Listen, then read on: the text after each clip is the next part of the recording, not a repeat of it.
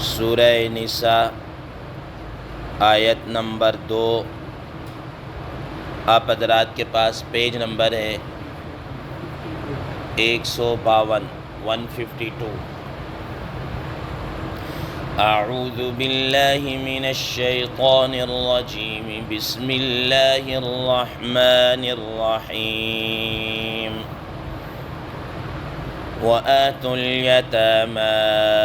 أموالهم ولا تتبدلوا الخبيث بالطيب ولا تأكلوا أموالهم إلى أموالكم إنه كان حوبا كبيرا۔ صدق الله العظيم۔ اللهم صل على محمد النبي الأمي وعلى آله وسلم تسليما كثيرا كثيرا۔ محترم سامعین کرام، اس آیت مبارکہ کا ترجمہ اللہ تبارک و تعالی ارشاد فرماتے ہیں، وَآتُوا الْيَتَامَى أَمْوَالَهُمْ، اور تم یتیموں کو دو ان کا مال، وَلَا تَتَبَدَّلُوا الْخَبِيثَ بِالطَّيِّبِ، اور تم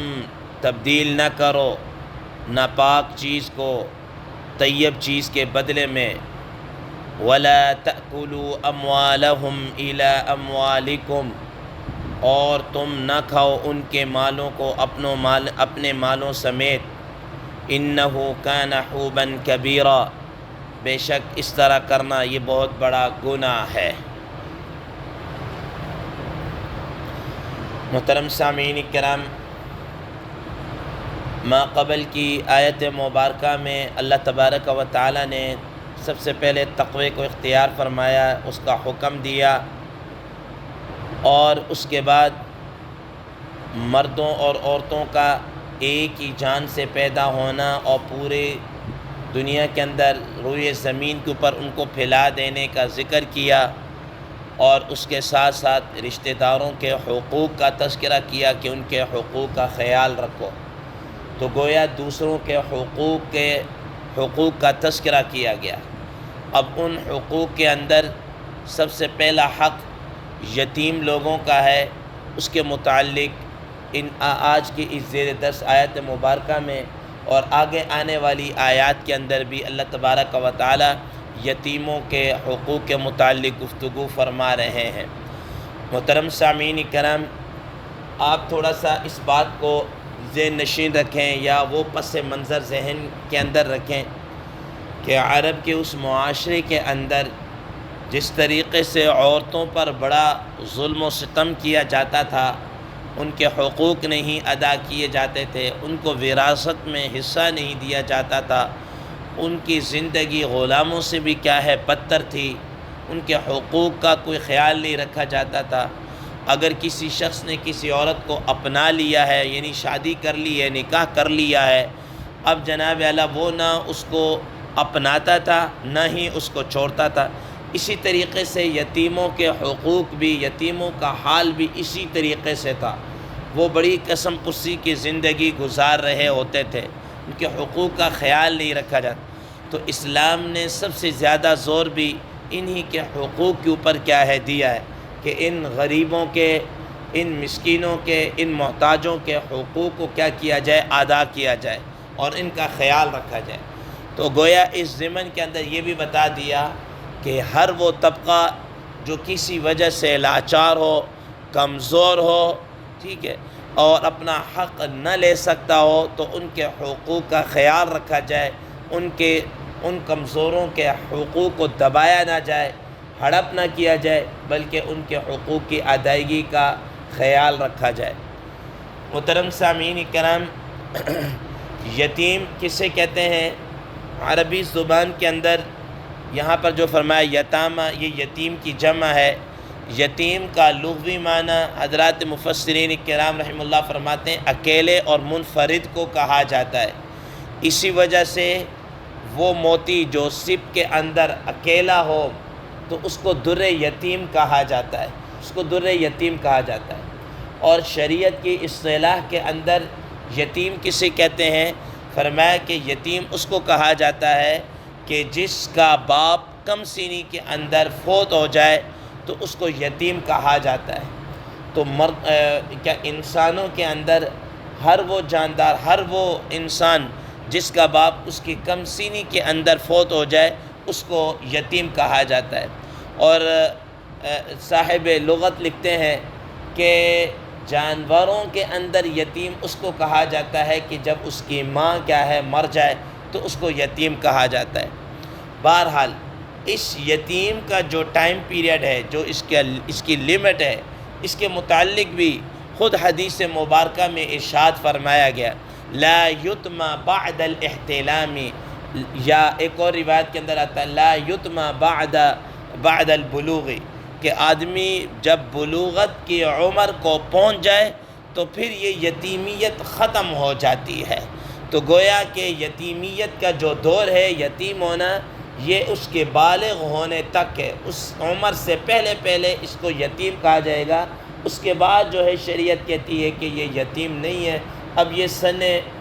بلوغ کو پہنچ چکا ہے، یہ اچھے اور برے میں ہو سکتا ہے تمیز کر لے، تو اب اس کو مال وغیرہ اس کے احکامات کیا ہیں، الگ ہے۔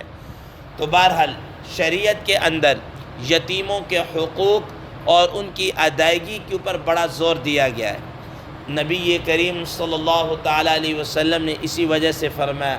انا وکافل الیتیم، میں اور یتیم کی کفالت کرنے والا جنت کے اندر اس طریقے سے ہوں گے کہ آپ صلی اللہ تعالیٰ علیہ وسلم نے ہاتھ کی ان دو انگلیوں کو یوں اکٹھا کر کے فرمایا، ایک انگشت شہادت یعنی شہادت والی جو انگلی ہے اور یہ جو ساتھ والی انگلی ہے، ان دونوں کو اکٹھا کر کے بتایا کہ میں اور یتیم کی کفالت کرنے والا جنت کے اندر اس طریقے سے ہوں گے۔ اور آپ صلی اللہ تعالیٰ علیہ وسلم نے فرمایا کہ جو آدمی بھی یتیم کے سر پر دست شفقت رکھتا ہے، ٹھیک ہے نا، تو فرمایا کہ جتنے بال اس کے ہاتھ کے نیچے آتے ہیں اللہ تبارک و تعالیٰ اس کے اتنے ہی گناہوں کو معاف کر دیتے ہیں۔ اور رسول اللہ صلی اللہ تعالیٰ علیہ وسلم نے ارشاد فرمایا کہ اس زمین کے اوپر سب سے اچھا گھر وہ ہے جس کے اندر کوئی یتیم ہو اور اس کے ساتھ بڑا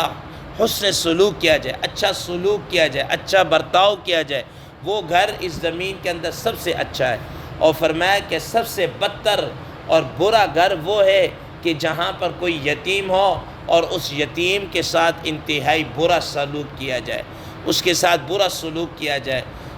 تو فرمایا کہ وہ سب سے بدتر کیا ہے گھر ہے۔ رسول اللہ صلی اللہ تعالیٰ علیہ وسلم کے زمانے کے اندر بھی عرب لوگ یہ جو دوسروں کے مال، یتیموں کے مال ہڑپ کر جاتے تھے، قرآن مجید کی کئی آیات کے اندر اور کئی مقامات کے اندر اس پر کیا کی گئی ہے، تنبیہ کی گئی ہے، اور ان کو اس برے فعل سے، برے عمل سے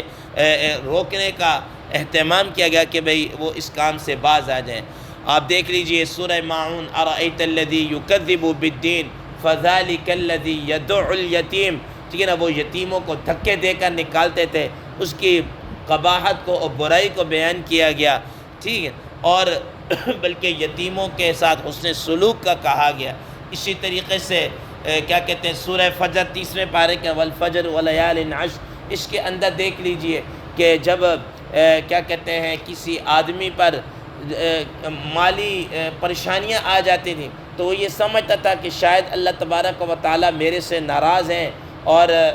کیا کہتے ہیں یہ اس طریقے سے جناب اعلیٰ میرے اوپر مالی پریشانی، اور جس کے ساتھ مال وافر مقدار میں ہوتا ہے وہ سمجھے اللہ تعالیٰ راضی ہیں۔ تو اللہ تبارک و تعالیٰ نے اس کا اصول کو بیان کر کے فرمایا کہ مال کا زیادہ ہونا یا کم ہونا یہ اللہ تعالیٰ کی ناراض ہونے کا یا راضی ہونے کا یہ معیار، یہ سبب نہیں ہے، بلکہ جو تمہارے اوپر مالوں کی کمی یا تمہارے اوپر کوئی وبال آ رہا ہے تو اس کو آگے ڈیٹیل کے ساتھ فرمایا، کلا بل لا تکرمون الیتیم ولا تحاضون علی طعام المسکین وتأکلون التراث اکلا لما،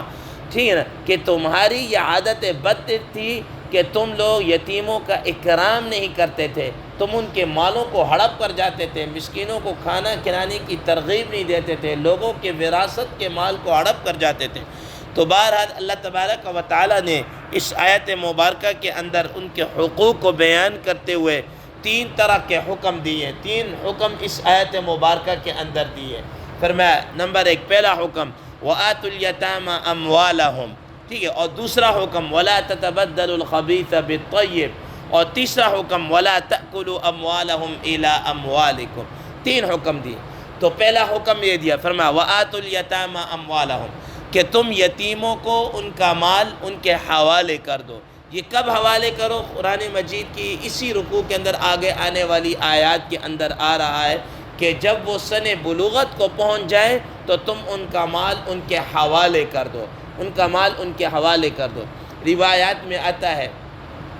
کہ حضرات محدثین کرام مفسرین کرام رحم اللہ فرماتے ہیں قبیلہ بنی غطفان کا ایک شخص تھا، اس کا یعنی کہ اس کا انتقال ہوا تو اس کا بیٹا اس کے بھائی کے اس کے اندر آ گیا کہ اس کی کفالت کرنا، اور اس طریقے سے تو گویا کہ بھتیجا اپنے چچا کی زیر کفالت تھا، ٹھیک ہے نا، بچہ اپنے چچا کی زیر کفالت تھا۔ تو اب ہوا یہ ہے کہ جب وہ بچہ بالغ ہو گیا تو اس نے مال کا مطالبہ کیا کہ بھئی جو میرا حق ہے، جو میرا وراثت کا جو میرا مال ہے، جو مجھے باپ سے ملا ہے میرا مال، مجھے دے دو، مجھے واپس کر دو۔ تو چچا نے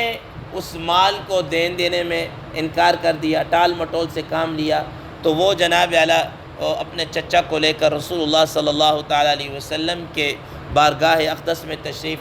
لایا اور آپ صلی اللہ علیہ وسلم کے سامنے رکھا۔ تو قرآن مجید کی یہ آیت مبارکہ حضرات فرماتے ہیں اس پر نازل ہوئی کہ جب یتیم سن بلوغت کو پہنچ جائے اور اس طریقے سے آگے میں تو اس کا مال ان کو کیا ہے دے دیا جائے، ان کے حوالے کر دیا جائے۔ لیکن جب تک وہ بچہ ہے، چھوٹا ہے، نہ سمجھ ہے، تو آپ کے علم ہے کہ بچے کو اگر مال دے دیا جائے تو اس نے کیا کرنا ہے؟ اس نے مال کو ضائع کر دے گا، ٹھیک ہے، نکارہ کر دے گا۔ تو اس سے بچانی، اس حفاظت کی غرض سے پھر فرمایا کہ جب تک بچہ ہے تو اس کے مالوں کو تم اپنے پاس کیا ہے رکھو، اس کو دے کر ضائع نہ کرو۔ ہم روزمرہ دیکھتے ہیں، مثال کے طور پر ہمارے چھوٹے بیٹے ہوں، کوئی 3 سال کا 4 سال کا ہو، جب کوئی بڑا بندہ پیسے لیتا ہے یا گھر میں اہلیہ پیسے مانگتی ہے